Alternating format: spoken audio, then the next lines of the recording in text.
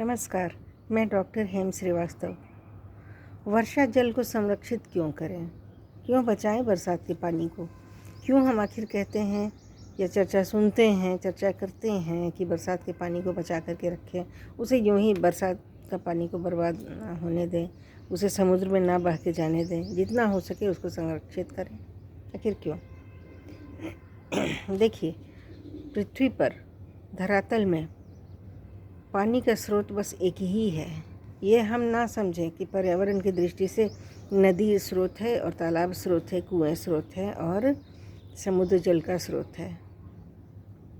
ये या तो जल के भंडार हैं या तो जल के वाहक माध्यम हैं। धरातल पर जल आने का केवल एक माध्यम है, वो है बरसात।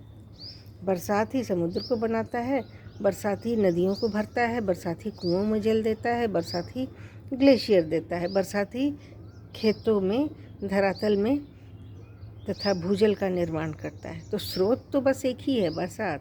बरसात ही आती है जो सबको पानी देकर जाती है, सबको जल देकर जाती है। बरसात ना हो तो नदियाँ ही नहीं होंगी, कुएं भी नहीं होंगे, तालाब भी नहीं होंगे, तलैया भी नहीं होंगे, खेती भी नहीं होगी, बागवानी भी नहीं होगी, वन भी नहीं होंगे और समुद्र भी नहीं होगा, या समुद्र का पानी समुद्र में ही रहेगा। तो ये बरसात ही अगर स्रोत है तो क्यों ना बरसात को हम अधिक से अधिक बरसात के इम्पैक्ट को रोकने की कोशिश करें। बरसात का प्रभाव क्या है? बरसात का प्रोडक्ट है जल। तो इस जल को हम हर तरह से प्रयोग में लाते हैं। 3-4 महीने बारिश होगी, 3-4 महीने ही वर्षा होगी साल में, बाकी समय तो होगी नहीं।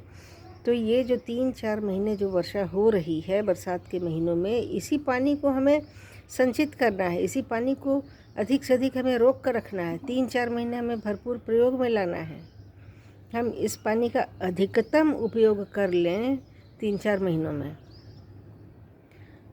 और फिर हम बाकी महीनों में, बाकी 8-9 महीनों में हमें बिना किसी स्रोत के रहना है, बिना किसी बाहरी स्रोत के रहना है। हमें धरातल पर जो पानी वर्तमान है या मौजूद है, हमें उसी से काम चलाना है। और ये स्रोत जो हैं, ये स्रोत बरसात के ही दिए हुए हैं।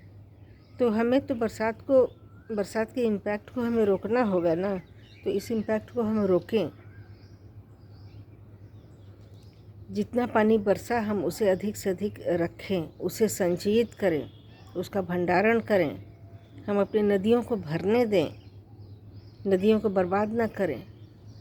पानी की धारा ही बस नदी नहीं होती है। नदी का जो गड्ढा वाला हिस्सा है, हम सामान्यतः लोग उसी को नदी समझने लगते हैं।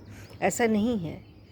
नदी का बहुत बड़ा एरिया होता है जो नदी की धारा से कई गुना ज़्यादा दोनों ओर फैला हुआ होता है। वो होता है पानी का कैचमेंट एरिया। तो कैचमेंट एरिया को हम मिट्टी ही रहने दें, या उस पर कच्चे निर्माण करें, या उस पर वन लगाएं, या उस पर खेती करें, या उस पर बागवानी करें, या उस पर हम पशुपालन करें या मछली पालन करें।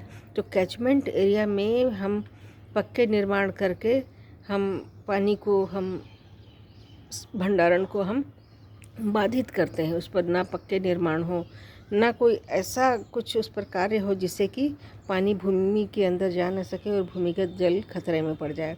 तो नदी के दोनों ओर काफ़ी लंबाई चौड़ाई का एरिया जो है वो पानी को पकड़ने के काम में आता है।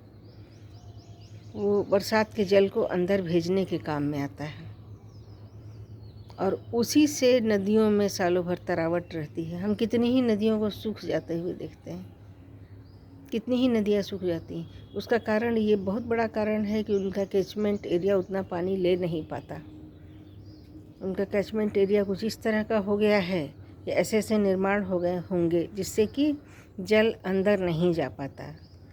भूमि के अंदर अगर जल नहीं पहुंचेगा तो भूमिगत जल का भंडारण कम होगा। भूमिगत जल अगर कम होगा तो हमारे कुएं, तालाब आदि गर्मी के मौसम के आने के पहले ही सूख जाएंगे। अगर गर्मी के मौसम के आने के पहले तालाब और कुएं सूख जाएंगे, तब गर्मी के मौसम के जो 4 महीने हैं वे कैसे कटेंगे? इसलिए बरसात के पानी का भंडारण इस तरह से करना चाहिए। हर प्रकार के उपाय लगाकर उनका भंडारण इस तरह से करना चाहिए कि अगली गर्मी को यही बरसात का पानी पार करा दे, काम चला दे। तो हम न केवल नदियों और कुओं तालाबों को ठीक से भरना चाहिए, बल्कि हमें अपने स्तर पर भी बरसात के पानी का भंडारण करना चाहिए। हमें ज़मीन में इस प्रकार के छिद्र वाले निर्माण करने चाहिए, घास से भरी रखनी चाहिए या वनस्पतियां लगा कर रखनी चाहिए, या बड़े बड़े टैंक इत्यादि बना करके, कृत्रिम तालाब आदि बना करके बरसात में ही भर लेने चाहिए। ना ये सिर्फ पानी की सप्लाई करते हैं, बल्कि पानी के असमय वाष्पीकरण को भी रोकते हैं और मिट्टी को भी दरारें पड़ने से रोकते हैं। फिर मिलेंगे हम अगले वीडियो में। तब तक के लिए प्रतीक्षा करें। जय भारत, जय हिंद।